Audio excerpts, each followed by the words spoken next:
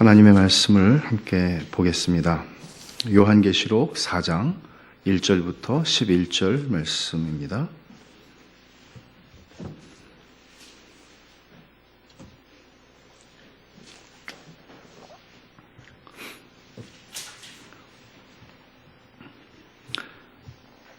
이 일 후에 내가 보니 하늘에 열린 문이 있는데 내가 들은 바 처음에 내게 말하던 나팔 소리 같은 그 음성이 이르되 이리로 올라오라.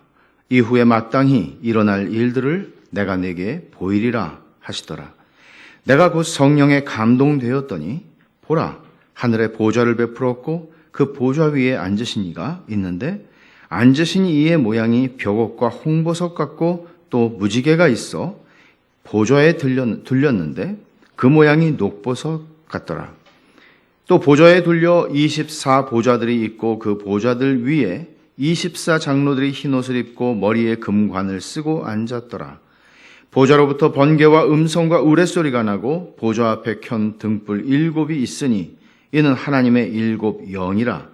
보좌 앞에 수정과 같은 유리바다가 있고 보좌 가운데와 보좌 주위에 4 생물이 있는데 앞뒤에 눈들이 가득하더라. 그 첫째 생물은 사자 같고 그 둘째 생물은 송아지 같고 그 셋째 생물은 얼굴이 사람 같고 그 넷째 생물은 날아가는 독수리 같은데 4 생물은 각각 6 날개를 가졌고 그 안과 주위에는 눈들이 가득하더라. 그들이 밤낮 쉬지 않고 이르기를 거룩하다 거룩하다 거룩하다 주 하나님 곧 전능하신 이여 전에도 계셨고 이제도 계시고 장차 오실 이시라 하고 그 생물들이 보좌에 앉으사 세세토록 살아계시는 이에게 영광과 존귀와 감사를 돌릴 때에 24 장로들이 보좌에 앉으신 이 앞에 엎드려 세세토록 살아계시는 이에게 경배하고 자기의 관을 보좌 위에 들이며 이르되 우리 주 하나님이여 영광과 존귀와 권능을 받으시는 것이 합당하오니 주께서 만물을 지으신지라 만물이 주의 뜻대로 있었고 또 지으심을 받았나이다 하더라. 아멘. 모든 사도들이 다 죽었습니다.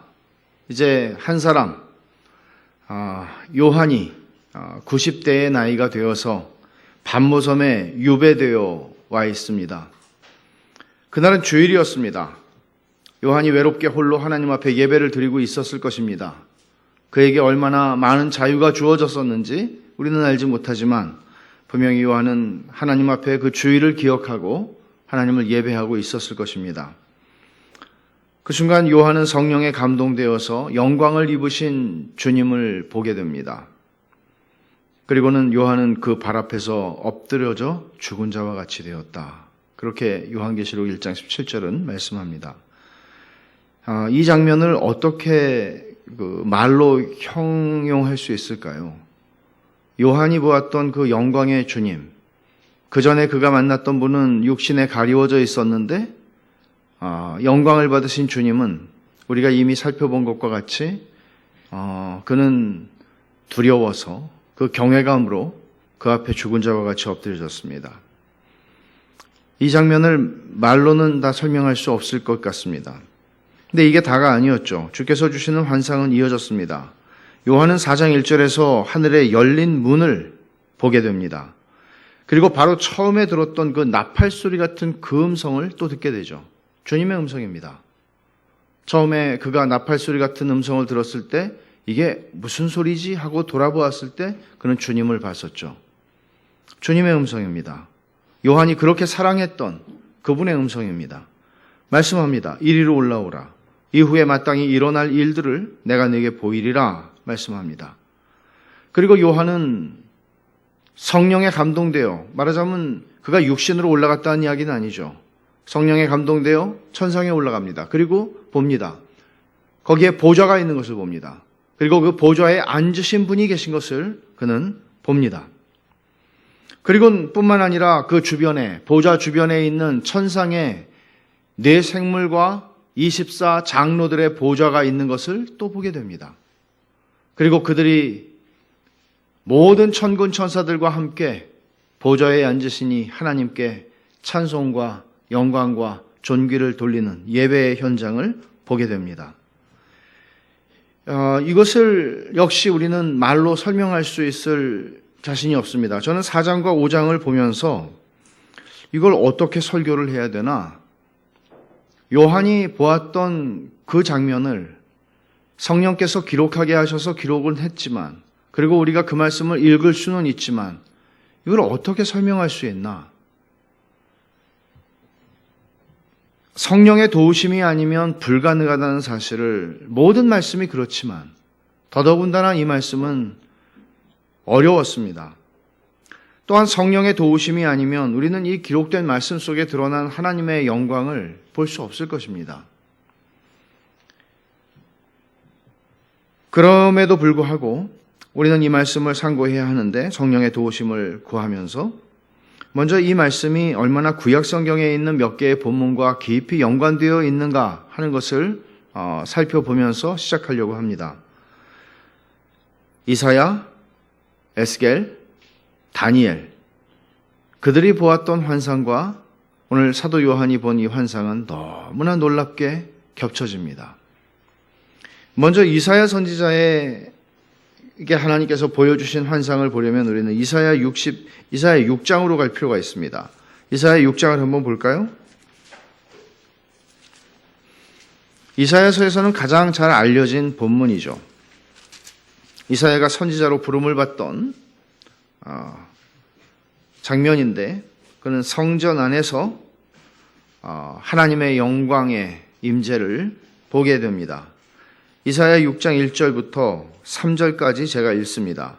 우시야 왕이 죽던 해에 내가 본즉 주께서 높이 들린 보좌에 앉으셨는데 그의 옷자락은 성전에 가득하였고 스랍들이 모시고 섰는데 각기 6 날개가 있어 그 둘로는 자기의 얼굴을 가리었고 그 둘로는 자기의 발을 가리었고 그 둘로는 날며 서로 불러 이르되 거룩하다 거룩하다 거룩하다 만군의 여호와여 그의 영광이 온 땅에 충만하도다 하더라. 이사야는 뭘 봤습니까? 내가 본즉 주께서 높이 들린 보좌에 앉으셨는데, 보좌를 봤습니다. 이사야도 보좌를 보았고 그 옆에 스랍들이 거룩하다 거룩하다 거룩하다 하나님을 향하여 찬양하면서 하나님께 드리는 예배를 그는 받습니다. 요한의 환상과 우리가 조금 아까 읽은 4장에 있는, 요한계시록 4장에 있는 말씀과 얼마나 유사한 말씀인지 모릅니다. 두 번째는 에스겔입니다. 에스겔 1장을 가보실까요? 역시 에스겔이 선지자로 부름을 받는 장면에서 하나님께서는 환상으로 그를 인도하시는데, 에스겔 1장 26절부터 28절을 보겠습니다. 제가 읽습니다. 그 머리 위에 있는 궁창 위에 보좌의 형상이 있는데 그 모양이 남보석 같고 그 보좌의 형상 위에 한 형상이 있어 사람의 모양 같더라. 내가 보니 그 허리 위의 모양은 단쇠 같아서 그 속과 주위가 불 같고 내가 보니 그 허리 아래의 모양도 불 같아서 사방으로 광채가 나며 그 사방 광채의 모양은 비 오는 날 구름에 있는 무지개 같으니 이는 여호와의 영광의 형상의 모양이라. 내가 보고 엎드려 말씀하시는 이의 음성을 들으니라. 자, 에스겔은 무엇을 봤습니까? 궁창 위에 보좌의 형상이 있는데, 그리고 보좌를 봅니다. 그리고 보좌에 앉으신 분을 보죠. 그는 사람의 형상 같습니다. 그리고 그는 불의 모양들을 보죠. 단쇠 같아서, 또 불 같고, 불 같아서, 사방에 광채가 나고, 그리고 또 뭘 봅니까? 무지개 같으니.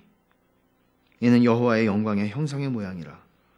조금 아까 우리가 읽은 요한계시록 4장에서 요한이 보았던 하늘의 환상과 기가 막힐 정도로 유사합니다. 세 번째로, 사실 에스겔이 이 26절부터 28절 1장에 이전에 쭉 나오는 거는 그가 보았던 네 생물에 관한 이야기입니다. 이것도 마찬가지로 상당 부분이 유사합니다. 다니엘을 한번 볼까요? 다니엘 7장입니다. 사실은 다니엘 7장의 본문이 우리가 지금 상고하려고 하는 요한계시록 4장과 5장하고는 가장 밀접하게 연결되어 있는 본문입니다. 다니엘 7장을 보면 9절과 10절 두 절만 읽습니다. 내가 보니 왕좌가 놓이고 옛적부터 항상 계신 이가 좌정하셨는데 그의 옷은 희기가 눈 같고 그의 머리털은 깨끗한 양의 털 같고 그의 보좌는 불꽃이요 그의 바퀴는 타오르는 불이며 불이 강처럼 흘러 그의 앞에서 나오며 그를 섬기는 자는 천천히요 그 앞에서 모셔 선 자는 만만이며 심판을 베푸는데 책들이 펴 놓였더라. 다니엘은 왕의 보좌를 보았습니다. 거기에 옛적부터 항상 계신 이가 좌정하고 계시는 것도 보았습니다. 불들이 보입니다. 천천만만의 천사들이 섬기는 것도 보았습니다. 그 앞에 펼쳐진 책들, 심판의 내용들을 기록하고 있는 책들을 그는 또한 봅니다. 5장에서, 계시록 5장에 나오는 얘기죠. 그러면 이사야, 에스겔, 그리고 다니엘, 또 우리가 요한계시록에서 보고 있는 요한까지 포함해서 이들이 본 환상들은 굉장히 공통적인데 어떤 의미를 가지는 것입니까? 왜 하나님께서는 많은 선지자들이 있었으나 모두에게 그것을 보이시고 모두에게 그것을 기록하게 하시지 않고 특별히 우리가 성경에서 읽는 바 이사야, 에스겔, 다니엘 그리고 요한에게 이것을 보이셨고 이것을 기록하게 하신 것일까요? 이사야가 선지자로 부름을 받으면서 성전에서 환상을 본 것은 아까 우리가 읽은 말씀을 보면 이사야 6장 1절에 우시야 왕이 죽던 해 그렇게 시작하죠. 이사야가 성전에서 하나님의 영광을 본 것은 그가 선지자로 부름을 받은 것은 우시야 왕, 그 위대한 우시야는 보통 유다 역사에서는 우시야 대왕이라고 얘기하는 사람입니다. 우리도 왕들이 많지만 세종대왕이 있고 광개토대왕이 있고 특별히 그들에게 붙여지는 대왕이라는 칭호가 있듯이 우시야는 유다의 위대한 왕이었습니다. 유다와 이스라엘, 남왕국과 북왕국을 통틀어서 이스라엘의 역사 전체를 통틀어서 이 사람처럼 오래도록 통치한 왕은 없었습니다. 52년을 통치했습니다. 16살의 왕이 돼서 52년을 통치했습니다. 그의 시대에 유다는 부강했고 번영을 누렸습니다. 생각해 보십시오. 저는 주거나 사나 대통령은 박정희인 줄 알았습니다. 그분이 제가 고등학교 때 돌아가실 때까지 저는 대통령은 바뀌지 않고 계속하는 건 줄 알았습니다. 언제나 박정희 대통령이었으니까요. 유다의 많은 사람들에게 그랬을 것입니다. 적어도 나이가 50살이 넘었는데도 그들에게는 태어날 때부터 왕은 우시야였습니다. 그리고 그들은 부강했습니다. 번영을 누렸죠. 그러면 그들에게 우시야 왕의 죽음은 어떤 의미를 가지는 것일까요? 그저 대통령이 한 3년, 4년, 5년 하다가 바뀌는 나라가 아니라 그저 50년 이상을 통치한 왕이 죽었을 때, 그리고 그 왕이 위대한 왕이었을 때 유다의 사람들은 얼마나 불안했을까요? 우리는 언제 이런 왕을 다시 만날 수 있을까? 말하자면 그들이 누리던 번영과 그들이 누리던 그 부강함은 사실은 우시야 왕이 주는 것이라고 착각을 할 만큼 위대한 왕이었습니다. 특별히 이사야 선지자가 부름을 받던 하나님의 영광을 보던 그 시점을 우시야 왕이 죽던 해라고 얘기하는 것은 의미가 있는 것입니다. 그리고 이사야는 하나님의 보좌를 봅니다. 말하자면 이런 거죠. 이사야야, 두려워하지 마. 네가 내 백성에게 전할 메시지는 두려워하지 말라는 거야. 두려워하지 말아야 하는 것은 너희 눈앞에 있는 그 왕이 너희들을 다스리고 너희들에게 부강함을 주고 번영을 주는 게 아니야. 이 보좌, 네가 지금 보고 있는 이 보좌에 앉아있는 내가 너희를 책임지는 거야. 이 메시지죠. 우시야는 죽었지만 여전히 내가 전부터 지금도 앞으로도 내가 너희들을 다스리고 있는 거야 라고 말씀하시는 것입니다. 에스겔은 어떻습니까? 에스겔이 이 환상을 본 것은 유다 땅이 아니었습니다. 에스겔은 유다가 멸망하기 전에 바벨론으로 포로로 붙잡혀간 사람입니다. 바벨론의 포로로 붙잡혀가서 거기서 유다 사람들이 정착하던 그 지역의 그발 강가라고 하는 곳에서 그는 이 환상을 보게 됩니다. 바벨론의 권세 앞에서 무력하게 짓밟혀버린 유다의 멸망 생각할 때 에스겔에게 정말 필요했던 것은, 그리고 에스겔과 함께 바벨론에 붙잡혀가서 끌려가서 원해서가 아니라, 원해서 간 이민이 아니라 망해서, 나라가 망해서 어쩔 수 없이 북간도로 끌려가고 끌려갔다기보다도 다 흩어져 버린 이런 상태에서 하나님께서 선지자 에스겔에게 보여주시는 것은, 지금 네가 그렇게 두려워하는 바벨론의 권세가 너희들을 좌우하지 않아. 이 역사는 나의 손에 있고 내가 보좌에서 너희들을 다스리고 있는 거야 라는 메시지를 주시는 것이죠. 다니엘은 에스겔하고 좀 비슷한 상황이라고 볼 수 있죠. 소년 시절에 유다가 멸망하기 전에 다니엘은 인질로 바벨론의 포로로 붙잡혀와서 소년으로 바벨론의 교육을 받은 사람입니다. 그렇게 성장했습니다. 그리고 하나님께서는 다니엘을 장수하게 하시면서 바벨론에, 그리고 바벨론이 망하고 페르시아 정권으로 제국이 바뀌었음에도 불구하고 왕들 옆에서 지혜로운 모사로서, 신하로서 그들을 섬기게 하면서 하나님은 그에게 많은 환상을, 계시를 보여주셨습니다. 말하자면 우리나라가 망했는데 망한 지 벌써 수십 년이 지났다고요. 70년이 지났어요. 소망이 없죠. 우리가 일제치하에 35년을 있었어도 처음에 친일을 하지 않던 사람들이 한 30년 정도 지나니까 친일을 하기 시작했단 말이에요. 대거. 왜? 소망이 없어진 거죠.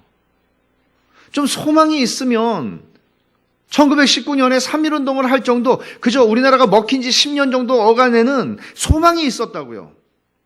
근데 점점 소망이 없어지는 거예요. 70년. 대단한 시간이죠. 한 사람의 인생의 전부를 차지할 수 있는 시간이죠. 다니엘은 그렇게 바벨론의 왕들과 페르시아의 왕들 앞에 서서 섬기면서 알아야 했습니다. 세상의 권세는 바로 내가 지금 그 앞에서 섬기고 있는 이 바벨론 그리고 페르시아의 제국의 황제들이 아니라 보좌에 앉으신 하나님이 이 세상의 역사와 때와 만사를 주관하고 다스리시고 통치하시는 하나님이라는 것을 그는 알아야 했습니다. 여러분, 그러면 무엇이 이사야와 에스겔과 다니엘과 요한을 묶어주는 요소입니까? 왜 하나님께서 이들에게 하늘 보좌 환상을 보게 하셨을까요? 조금 더 이해하실 수 있겠죠? 힌트가 이미 주어졌죠? 요한도 이 구약의 인물들하고 다르지 않았습니다. 황제 숭배를 거절한 대가로 요한은 밤모섬에 90대 노인이 그 노구를 이끌고 유배를 당해왔습니다. 조선시대에 유배를 당해서 온 사람들을 봐도 그들이 얼마나 힘겨운 삶을, 사람에 따라서 다르고 경우에 따라서 조금씩 다르긴 하지만 살았던가. 추사 김정희 같은 사람은 제주도인가 거기서 아예 가시덤불 속에 갇혀서 살았다는 이야기를 본 적이 있는데, 이 늙은 노사도 요한이 밤모섬에 유배를 당해서 어느 주일날 아침 그는 하나님 앞에 혼자서 예배를 드리고 있었을 것입니다. 그러나 요한은 알아야 했죠. 너는 혼자가 아니다. 그리고 그것뿐만 아니라 이 세상을 통치하는 것은 로마 제국이나 로마의 황제가 아니다. 네가 지금 보고 있는 이 보좌에 앉아 계신 이가 온 세상을 통치하신다. 이것을 알아야만 우리는 합당하게 하나님을 예배할 수 있는 겁니다. 이걸 모르면 예배가 의미가 없는 거죠. 그렇잖아요? 하나님이 온 세상을 통치하시는 유일하신 참 하나님이신 것을 알지 못하는데, 그것을 내가 경험하지 못하는데, 그것을 내가 고백하지 못하는데 도대체 누구를 예배하는 겁니까? 돈이 전능한 하나님이라고 생각하는 너무나 많은 사람들, 이 시대에 돈이 무엇이든지 해줄 수 있고, 행복도 돈으로 얻을 수 있고, 내가 원하는 쾌락과 기쁨도 돈으로 얻을 수 있다고 생각하는 그런 시대에 살아가는 모든 사람들, 그것을 믿는 사람들은 돈을 원튼 원치 않든 숭배하고 경배하고 예배하는 것입니다. 하나님이 어떤 분이신지를 알아야 보좌에 계시는 하늘 보좌에서 온 세상을 통치하시고 우주의 중심이 바로 하늘의 보좌라는 사실을 알지 못한다면 하나님을 예배하는 게 무슨 의미가 있겠어요? 천상의 존재들이 보좌 앞에서 하나님께 찬송하고 예배하는 그 구절을 보십시오. 요한계시록 4장 11절, 우리가 오늘 읽은 말씀. 우리 주 하나님이여 영광과 존귀와 권능을 받으시는 것이 합당하오니 주께서 만물을 지으신지라 만물이 주의 뜻대로 있었고 또 지으심을 받았나이다. 선지자들과 마찬가지로 요한도 당대의 교회들, 하나님의 백성들에게 이 메시지를 전해야 했습니다. 7교회에게 너는 편지를 써서 보내라 말씀하셨습니다. 1세기 말의 교회들은 전부 다 로마 황제의 절대적으로 보이는 권세 앞에, 그 위협 앞에 살아가야 했습니다. 뿐만 아니라 버가모 교회를 향해서는 주님께서 이렇게 말씀하셨죠. 내가 어디에 사는지를 내가 아노니 거기는 사탄의 권좌가 있는 데라. 이 보좌라는 말이 여기도 쓰였어요. 보좌라는 말이 성경에서 요한계시록에 제일 많이 쓰였다고 그랬죠. 그리고 그 제일 많이 쓰인 중에서도 4장과 5장에 제일 많이 쓰였죠. 그런데 제일 먼저 나온 거는 여기 사탄의 권좌라고 하는 말이 먼저 나왔어요. 사탄의 보좌라는 말이에요. 너희가 사는 곳은, 지금 주님이 버가모 교회를 향해서 너희가 사는 데는 사탄의 보좌가 있는 데야 라고 말씀하시는 거죠. 그러면 로마 황제의 보좌도 있고 사탄의 보좌도 있고 그들이 권력과 힘과 능력으로 우리를 위협하고 넘어뜨리려고 하고 그런 세상 속에서 우리는 살아가고 있단 말이죠. 1세기 말에 그리스도인들이. 근데 하나님께서 요한에게 보이신 이 하늘 보좌의 환상을 통해서 천만의 말씀, 너희가 비록 사탄의 권좌가 있는 곳에 살아가고 있을지라도 하나님의 보좌를 본다면 사탄의 위협 앞에 떨지 않을 수 있고 로마 황제의 위협 속에서 너희들이 많은 불이익과 손해와 어려움들을 겪고 있음에도 불구하고 하나님이 통치하신다는 사실을 안다면 너희의 예배는 그칠 수 없어 라고 말씀하시는 거예요. 그러니까 분명하게 우리가 확인할 수 있는 건 뭔가 하면 이 이사야나 에스겔이나 다니엘이나 요한에게 보여주신 하늘 보좌의 환상을 통해서 하나님이 말씀하시는 메시지의 핵심 포인트는 뭔가 하면 하나님의 주권이라는 것이에요. 세상을 다스리는 권세는 바벨론도 페르시아도 로마의 황제도 아니고 사탄도 아닙니다. 절대 권세는 옛적부터 항상 계시니 하늘 보좌에 앉으신 하나님이다 하는 것을 말하는 것이죠. 하나님의 주권이라는 말은 사실 굉장히 많이 쓰이는 것 같지만 사실은 현대인들에게는 굉장히 어색한 개념입니다. 하나님의 주권, 그러면 여러분들은 어떻게 한마디로 하나님의 주권을 설명하시겠습니까?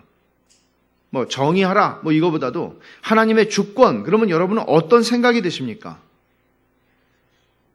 하나님께서는 이 환상을 통해서, 하늘 보좌의 환상을 통해서 요한에게 뿐만 아니라 구약의 선지자들에게, 그 시대의 모든 백성들에게, 암울한 역사의 현장을 지나가고 있는 사람들에게 하나님은 하나님의 주권에 대한 메시지를 지금 선포하시는 것입니다. 그럼 하나님의 주권이라는 것은 여러분들에게는 어떤 의미로 들리고 어떤 느낌이 드냐는 것이죠. 저는 하나님의 주권에 대해서 이 책처럼 잘 설명한 책을 본 적이 없습니다. 아더 핑크가 쓴 책입니다. 하나님의 주권이라는 책입니다. 1918년 아더 핑크는 32살의 나이에 이 책을 썼습니다. 32살이요. 그리고는 3년 후에 1921년에 개정을 한번 했고, 그리고 그 후로도 8년 후에 40대 초반에 그는 다시 한번 개정을 합니다. 그러나 하나님의 주권을 이렇게 정의하죠. 인용합니다. 하나님의 주권이라는 말은 무슨 뜻인가? 그것은 하나님의 최고권과 왕권과 신격을 의미한다. 하나님이 주권적이라는 말은 하나님은 하나님이시라는 말이다. 하나님이 주권적이라는 말은 그는 가장 고귀하셔서 하늘에서 천군 가운데에서 또 땅의 만민 가운데에서 당신의 뜻대로 행사하신다는 말이다. 하나님은 주권적이라는 말은 그는 전능하시고 천지의 모든 권세를 잡으셔서 아무라도 그의 계획을 꺾으며 그의 목적을 좌절시키거나 또는 그의 뜻을 물리칠 자가 없다는 말이다. 하나님은 주권적이라는 말은 그는 열방의 주제시니 열국을 세우시며 제국들을 폐하시며 또 당신을 가장 기쁘시게 하는 대로 모든 왕들의 행로를 작정하신다는 말이다. 이 말은 그는 유일하신 주권자시며 만왕의 왕이시며 만주의 주시라는 말이다. 성경이 말하는 하나님은 그런 분이시다. 여러분이 섬기는 하나님이 아더 핑크가 말하고 있는 주권자이신 하나님이십니까? 여러분이 믿고 섬기는 하나님이 아더 핑크가 하나님의 주권이라는 책에서 설명하고 있는 그런 하나님, 그 고백이 여러분들에게도 살아있는 고백입니까? 아더 핑크가 32살에 썼다고 그랬죠, 이 책을. 1918년에. 그리고 21년과 28년에 두 차례 개정을 했는데 우리가 가지고 있는 책은 28년 마지막에 재개정을 한 책이기 때문에 어떤 내용을 고쳤는지는 우리는 알 수가 없습니다. 하지만 아더 핑크의 삶을 아는 사람들은 그에게 있어서 하나님의 주권이라고 하는 것은 그가 젊을 때 쓴 책이죠, 물론. 그러나 그의 생애 전체를 볼 때 하나님의 주권이라는 것은 아더 핑크에게 있어서 그저 자기가 쓴 책의 이름이거나 하나의 관념이거나 교리의 제목이거나 지식이 아니었다는 것입니다. 위대한 성경교사였죠. 이 위대한 성경교사인 아더 핑크가 42살이 되던 해부터 자기 인생을 마치는 날까지 그렇게 목회의 자리를 원했지만 그에게 목회의 자리는 주어지지 않았습니다. 결국 그는 영국 북서부에, 그러니까 스코틀랜드의 북서부인데 지도를 찾아보시면은 우리나라로 하면 가거도 정도 될지 몰라요. 그 헤브리디스라고 하는 제도 섬들이 많은 곳에서도 이 아우터 헤브리디스니까 더 변방입니다. 거기에 웨스턴 루이스 섬, 거기에 스토너웨이라고 하는 곳에서 그는 결국은 설교를 할 강단이 없었기 때문에 평생 설교를 썼습니다.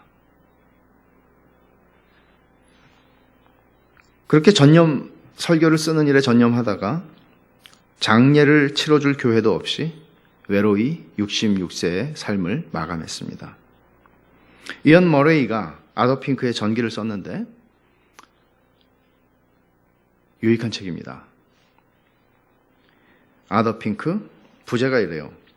하나님의 숨은 보석, 20세기 위대한 성경학자. 이런 말로 그 아더 핑크 전기의 맨 마지막 부분을 이렇게 마칩니다. 핑크에게 주권적인 은혜는 하나님의 하나의 관념이 아니었다. 그것은 과거 그의 전 존재에 대한 유일한 설명이었고 그가 장차 이루기를 소망하는 모든 것에 대한 유일한 설명이었다. 1908년 22살 때입니다. 1908년에 마음으로 노래하기 시작한 이 찬송을 그는 영원히 부르기를 원했다. 나사렛 예수 앞에 서서 놀라네. 멸망할 부정한 이 죄인을 어찌 주께서 사랑하실 수 있는지 기이하고 놀랍도다. 나 영원히 찬송하리라. 기이하고 놀랍도다. 내 구주의 사랑하심이. 물론 이사야나 에스겔 그리고 다니엘도 하나님의 주권에 대해서 다 알았습니다. 육신으로 계신 예수님을 직접 뵐 뿐만 아니라 3년 동안 동고동락했던 사도 요한에게 있어서 하나님의 주권이라는 것은 너무나 당연한 것이었습니다. 바람과 바다를 말씀 한마디로 잔잔케 하셨고 죽은 자를 살리셨고 오병이어로 5,000명을 먹이셨고 그런 주님을 요한은 바로 눈앞에서 목격을 했습니다. 그들에게 선지자들과 요한에게 당신은 하나님의 주권을 믿습니까? 라고 물어본다면 그들은 당연히 믿는다고 얘기를 했을 것입니다. 그렇다면 그렇게 믿는 자들에게 하나님의 주권이라고 하는 이 핵심적인 하나님의 보좌의 환상의 핵심적인 메시지를 주시기 위해서 하나님이 이 환상을 주신 이유가 뭘까요? 다 아는 거잖아요. 이 사람들이 가지고 있었던 또 그들이 살고 있던 동시대의 하나님의 백성들이 느꼈던 경험했던 삶의 시련은 결국 가벼운 것이 아니었습니다. 그들 위에 있는 권세는 두려운 것이었습니다. 예루살렘 성을 짓밟고 성전을 파괴한 바벨론의 주권이 두려웠고 유럽과 아프리카 대륙에까지 이르고 인도까지 포함하던 세계 127도를 다스리던 페르시아 제국의 황제의 권세도 두려운 것이었습니다. 영원히 망할 것 같지 않아 보이는 권세였습니다. 로마 제국의 권세는 하늘을 찔렀고 황제들은 신격화되어서 자기들을 신으로 숭배하라고까지 요구하고 있었습니다. 하늘 보좌 환상은 이 모든 상황이 하나님의 허락하심 아래서 일어나는 것이고 지금 일어나고 있는 모든 일들이 그렇고 장래에 일어나게 될 일들조차도 하나님이 당신의 주권적인 뜻을 이루시고 확정하시는 과정이라고 설명하는 게 보좌 환상의 의미입니다. 과거와 현재 그리고 장래의 일까지 결국은 하나님의 영광을 드러내게 될 것이라는 거죠. 하나님을 대적하고 높아진 모든 악한 권세를 하나님은 발로 밟을 것이고 심판하실 것이고 멸하실 것입니다. 그리고 당신의 백성을 구원하시고 당신의 나라를 세우실 것입니다. 여러분 이것을 믿으십니까?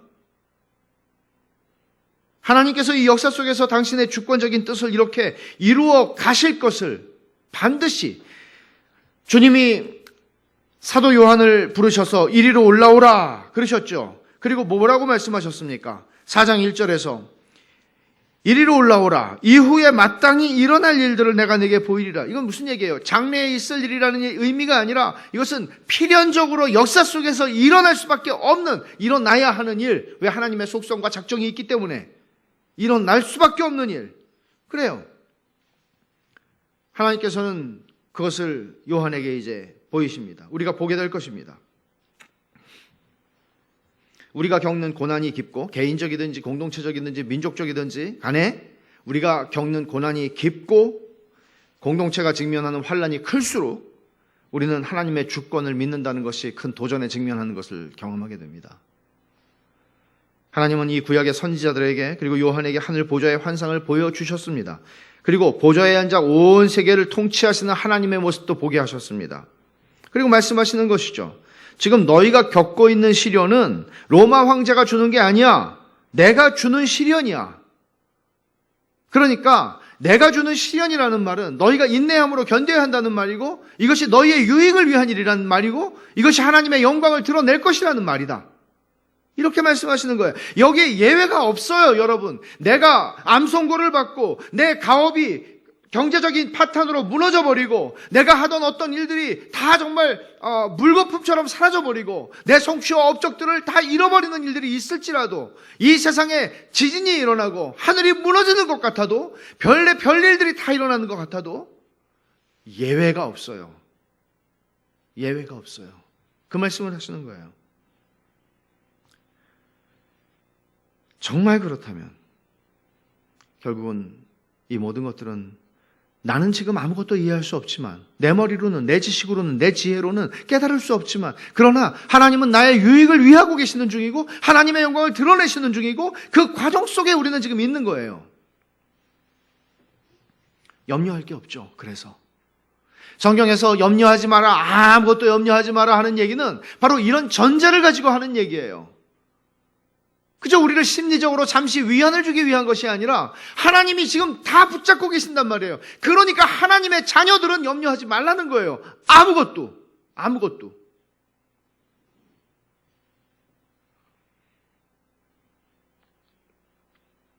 하나님의 주권을 우리가 알게 된다면 우리는 오히려 기대감에 부풀어서 우리의 형편과 처지가 어떻든지 기대감에 부풀어서 천군 천사와 함께 보좌에 앉으신 하나님께 영광과 존귀와 감사를 돌려드리게 될 것입니다. 하나님의 주권이 어떤 결과를 낳는지를 시편 99편 1절에 이렇게 말합니다. 찾아볼까요? 시편 99편 1절입니다.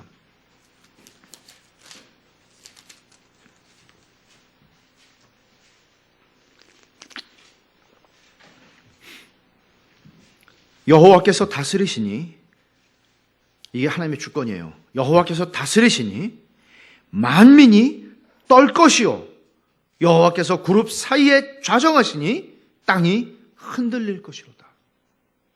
세상에 어느 왕이 이런 왕이 있었습니까? 여호와께서 다스리시니 만민이 떨 것이요 여호와께서 그룹 사이에 좌정하시니 땅이 흔들릴 것이로다. 아더 핑크는 하나님의 주권 그 책의 머릿말을 쓰기 전에 그 앞에 페이지를 열면 제일 먼저 나오는 그 페이지에 그는 이 말씀을 써놨어요. 역대상 29장 11절. 여호와여, 위대하심과 권능과 영광과 승리와 위엄이 다 주께 속하였사오니 천지에 있는 것이 다 주의 것이로소이다. 여호와여, 주권도 주께 속하였사오니 주는 높으사 만물의 머리이심이니이다. 하나님의 주권은 이렇게 하나님의 자녀들에게 드러났고 하나님은 특별히 요한에게 환상을 통해 그것을 보이셨습니다. 그러면 요한이 이 환상을 통해서 무엇을 느꼈을까? 하나님의 주권을 우리가 생각하고 하나님의 주권을 묵상한다면 우리가 얻게 되는 것은 무엇일까? 하나님의 주권을 묵상하는 것이 우리에게, 성도에게 어떤 유익을 주는가? 이사야, 에스겔, 다니엘, 요한 두고 오늘 우리에게 하나님이 어떤 의도를 가지고 반모섬에 유배당한 노사도 요한에게 이 환상을 주신 것인가? 그러니까 하나님의 주권이 성도에게 주는 유익이 정말 많죠. 이게 진짜죠. 이게 진짜예요. 하나님의 주권을 빼버리면 우리가 받는 모든 은혜는 굉장히 가짜일 가능성이 많은 겁니다. 그래서 내가 원하는 대로 이루어지는 것, 내 뜻대로 되는 것, 내가 바라는 것을 얻는 것, 이 수준에서 하나님을 여러분들이 이해하고 하나님을 섬긴다면 하나님은 성경에서 말하는 하나님은 아닙니다. 하나님의 주권을 빼버리면 그는 더 이상 하나님이 아니십니다. 하나님의 주권을 우리가 성경대로 알고 믿는다면 무엇보다도 우리는 하나님을 경외하게 될 것입니다. 하나님을 참으로 두려워한다면, 경외한다면 우리는 죄를 미워하고 하나님이 기뻐하시지 않는 모든 것들을 행하기를 두려워할 것입니다. 하나님의 주권을 안다면. 그 말씀 앞에 떨 것입니다. 이런 일들이 오늘날 일어나고 있습니까? 하나님의 주권을 제대로 알고 믿는다면 우리는 이해할 수 없는 하나님의 명령에도 순종할 것입니다. 이해가 되고 make sense 하고 그래야 순종하는 게 아니라 하나님의 말씀이 도무지 이해가 안 되고 말도 안 되고 터무니없는 말씀처럼 느껴져도 하나님의 말씀이면 그 명령이면 우리 순종할 겁니다. 아브라함이 우리에게 보여주었던 것처럼 말이죠. 그리고 우리는 많은 말을 하기보다는 더 많이 잠잠해질 것 같습니다. 하나님의 주권을 믿는다면 우리가 이해할 수 없는 현실과 고난 속에서 하나님을 향해서 우리는 하나님 도대체 왜 이래요? 왜 이래야 되는 거지요? 라는 말들이 우리의 입술에서 점점점 사라지게 될 것입니다. 하나님의 주권을 인정한 욥이 극심한 고난 속에서 내가 모태에서 알몸으로 나와 싸운즉 또한 알몸이 그리로 돌아가올지라 주신 이도 여호와시오 거두신 이도 여호와시오니 여호와의 이름이 찬송을 받으실지니이다 라고 고백한 것처럼 우리도 도리어 고난 속에서 말도 안 되는, 설명도 안 되는 고난 속에서 하나님의 주권을 안다면, 믿는다면 우리도 감사와 찬송을 돌리게 될 것입니다. 이 모든 것에 더해서 하나님의 주권 교리는 성도들에게 무한한 위로를 줍니다. 무한한 위로를 줍니다. 큰 슬픔에 휩싸여서 분노가 걷잡을 수 없이 내 속에서 일어날 때 하나님의 주권에 대한 신앙은 우리를 충만한 위로로 감싸줍니다. 고난 속에서 하나님을 향해서 쓴 뿌리가 계속해서 내려갈 때조차도 하나님의 주권에 대한 신앙은 우리를 하나님의 사랑에 감격하게 합니다. 이해가 되지 않죠. 이해가 될 수 있는 일이 아닙니다. 이해의 차원이 아닙니다. 이해의 차원이 아니라는 것이 성령의 감동을 받아 요한이 올라가서 천상의 보좌를 본 그 환상을 통해 설명이 되는 겁니다. 그렇게 환상을 보여주지 않아도 이해가 되면 요한에게 하나님께서 그런 환상을 계시로 보여주실 일이 없습니다.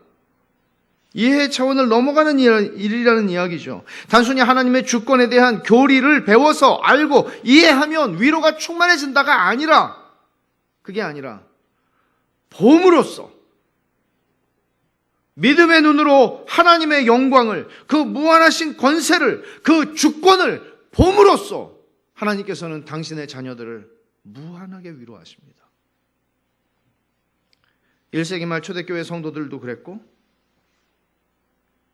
우리에게도 마찬가지입니다. 하나님께서는 그 위로를 주시기 위해서 모든 성도들에게 다 요한에게 보여주신 것처럼 성령의 감동을 받아서 우리를 다 천상에 올라가서 보게 하시는, 그렇게 하시진 않았습니다. 모든 자에게 다 이 환상과 계시를 주신 건 아닙니다. 그러나 요한에게 이걸 기록하라고 그러셨죠.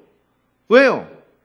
1세기 말의 성도들에게, 요한 동시대의 그리스도인들에게 뿐만 아니라 오고 오는 모든 시대의 사람들에게, 성도들에게, 그리고 우리를 포함해서 우리들이 그 말씀을 통해서, 요한이 기록한 그 말씀을 통해서 성령께서 기록하라고 하셨고 성령의 감동을 받아 기록했고 성령의 조명하심을 통해서 우리가 그 말씀을 볼 때, 그 말씀을 읽을 때, 그 말씀을 깨닫게 될 때 우리가 요한이 보았던 환상을 통해서 보았던 하나님의 주권에 대한 그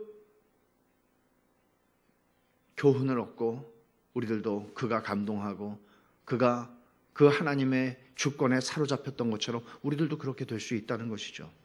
하나님께서는 그 말씀을 통해서 우리가 그 영광을 누리게 하시는 것입니다. 교회 역사의 모든 하나님의 사람들이 다 그랬습니다. 17세기 후반에 스코틀랜드의 종교개혁은 찰스 2세가 왕정복고로 다시 왕이 됨으로써 굉장한 어려움을 겪어야 했습니다. 당시 스코틀랜드에, 영국의 잉글랜드에는 청교도들이라고 한다면 스코틀랜드에는 장로교회죠. 스코틀랜드에는 언약도들이라고 그랬어요. 철저하게 종교개혁을 하기를 원했던 사람들입니다. 언약도 가운데 알란 카메론이라고 하는 사람의 일화가 전해집니다. 이 사람도 다른 언약도들처럼 교회를 지배하려고 하는 그 찰스 2세의 왕권에 대해서 그걸 거절하고 거부했죠. 그래서 사형 선고를 받고 감옥에 갇혔습니다. 그가 처형을 받기 하루 전날 이 알란 카메론과 함께 리차드 카메론, 그의 아들입니다. 그의 아들도 똑같은 죄목으로 사형 선고를 받고 감옥에 있었는데 찰스 2세는 아들을 먼저 처형합니다. 아버지보다 하루 일찍. 그리고는 절단된 머리와 두 손을 아버지 알란이 있는 감옥으로 보냅니다. 그리고는 열어서 보여주죠. 이게 누구 건지 알겠냐고. 그러자 알란이 대답합니다. 알지요. 알고 말고요. 이는 내 사랑하는 아들의 머리와 손들입니다. 알란의 믿음은 찰스 2세와 이 무자비한 관리들이 바랬던 것처럼 알란의 믿음은 분노와 비통함에 의해서 사로잡히지, 압도당하지 않았습니다. 대신 알란은 주님의 주권을 생각하고 묵상함으로 힘과 위로를 얻습니다. 그리고 말하죠. 이것은 주님이 행하신 일이요. 주님의 뜻은 선하시니 그분은 나에게나 내 아들에게나 잘못된 일을 행하실 수는 없어. 오직 그의 선하심과 인자하심이 우리를 언제나 따를 뿐이요. 말도 안 되는 얘기입니다. 말이 안 되는 얘기입니다, 이것은. 하지만 사실입니다. 신자들은 하나님의 주권적인 통치를 기뻐하고 큰 시련을 견뎌낼 평안을 누리는 사람들입니다. 바울 사도는 하나님의 주권에 대한 이 말씀을 고난 중에 있는 성도들을 위로하기 위해서 성령의 감동으로 썼습니다. 우리가 알거니와 하나님을 사랑하는 자, 곧 그 뜻대로 부르심을 받은 자들에게는 모든 것이 합력하여 선을 이루느니라. 하늘 보좌와 그 보좌에 앉으신 하나님을 요한에게 보여주신 것은 이것을 위한 것입니다. 요한은 단지 당대의 교회와 성도들만을 위해서 이걸 기록한 게 아닙니다. 우리들을 위해서 기록한 것입니다. 그것이 성령의 의도이십니다. 지금 온 세상이 인류 역사에 전례 없는 코로나19 바이러스 감염병 때문에 당황하고 두려워하고 있습니다. 그 똑똑한 지성들은 다 어디 갔는지 저마다 뭔가를 말하지만 서로도 상충되기도 하고 그 누구도 정확하게 단정적으로 이야기할 수 있는 사람은 없습니다. 코로나19 바이러스 앞에서 인간 지성은 속수무책입니다. 세상의 권력을 가진 사람들은 어떻습니까? 미국의 권력도 중국의 권력도 이 바이러스의 감염을 멈추게 할 수 있는 권력은 없습니다. 하지만 하나님이 원하시면 이걸 지구를 몇 바퀴를 돌게 하실 수도 있습니다. 지구 인구의 노아의 홍수를 통해서 온 세상을 멸하셨던 하나님께서 지금도 지구 인구의 온 세상을 1000분의 1만 남겨놓고 다 데려가실 수도 있습니다. 그러나 그 하나님께서 원하신다면 또한 오늘 저녁이라도, 오늘 밤 자정이라도 하나님이 멈추게 하시면 온 세상에서, 이태리든 미국이든 한국이든 온 세상에서 한순간에 다 멈추실 수 있습니다. 이게 하나님의 주권이 의미하는 바입니다. 그래서 우리는 기도합니다. 이 모든 것이 미국의 대통령이나 중국 주석의 능력과 권한에 있는 게 아니라는 것입니다. 뛰어난 지성이 컨트롤할 수 있는 것도 아닙니다. 이 모든 것이 하나님의 주권적 능력 아래 있다는 것을 이 불확실한 세상을 하루하루 살아가는 우리들은 알아야 합니다. 이 하나님의 주권을 알고 생각하고 묵상하는 것이 우리에게 어떤 유익을 줄까요? 말도 안 되는 위로와 평안을 누리게 하는 것입니다. 온 세상이 두려워 떨 때 하나님의 백성들은 평안을 누리는 것입니다. 사랑하는 여러분, 오늘 여러분의 마음을 불안하게 하고 두려워 떨게 하는 게 있습니까? 코로나19가 아니더라도 하늘 보좌를 바라보십시오.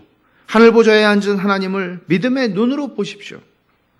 여러분의 삶이 어떤 형편, 어떤 처지에 있든지 그 삶의 무게와 두려움이 여러분들을 짓누를 때 또는 분노와 낙심에 눌릴 때마다 잠시 여러분의 눈을 들어 요한이 본 하늘의 보좌와 그 보좌에 앉으신 하나님을 바라보십시오. 요한계시록 4장과 5장을 읽으십시오. 요한이 본 것을 하나님 내게도 보여주십시오. 읽으십시오. 성령께서 조명하셔서 이 말씀에서 요한이 본 환상을 내게도 동일하게 보여주실 수 있기 때문입니다. 하나님이 주권을 가지고 온 세상을, 내 인생의 모든 문제를 다루시고 통치하신다는 것을 내가 보게 해 주십시오. 그렇게 구하십시오. 그리고 거기서 평안과 위로를 누리도록 거기서 하나님께 영광과 존귀와 감사를 드릴 수 있기를 구하십시오. 이 일은 반모섬에서 어느 주일 홀로 예배하던 사도 요한에게 보여진 환상이었습니다. 그 주일에 요한의 곁에는 같이 예배하는 형제가 없었을 것 같습니다. 오르간이나 피아노 반주도 없었습니다. 허름한 예배당조차 없었습니다. 어찌 보면 지금 예배당에서 함께 모여서 예배를 드리지 못하고 우리가 가정에서 혹은 혼자 예수를 믿는 분들은 가정에서도 혼자서 방해받지 않기 위해서 자동차로 가서 혹은 공원으로 가서 지금 예배를 드리는 사람들도 있을지 모르겠습니다. 여러분, 세상의 눈으로 보면 이 노사도인 요한은 비참한 노년을 보내고 있는 게 사실입니다. 청년 시절 갈릴리 해변에서 주님을 만난 이래로 90이 넘기까지 그는 신실하게 주님을 섬겨왔습니다. 그런데 하나님을 섬긴 결과가 이겁니까? 이 늙음하게 하나님을 이렇게 신실하게 섬겨온 결과가 이것입니까? 이것이 평생 주님을 따른 대가입니까? 주님은 그 주일에 하늘 보좌 환상을 보게 하심으로써 당신이 사랑하셨던 제자인 요한을 위로하십니다. 이리로 올라오라. 요한아, 이리로 올라와. 여러분, 언젠가 주님께서 우리에게도 말씀하십니다. 이리로 올라오라. 그러면 여러분은 그 주님의 음성을 들을 준비가 되었습니까?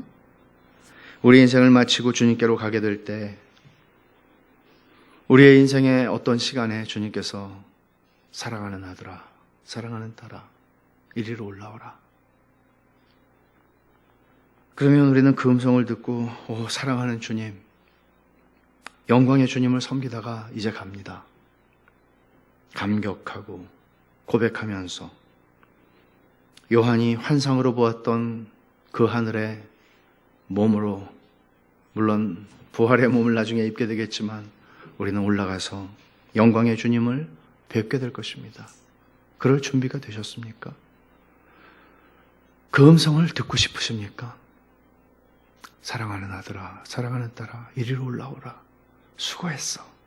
수고했어. 내가 네 수고를 한다.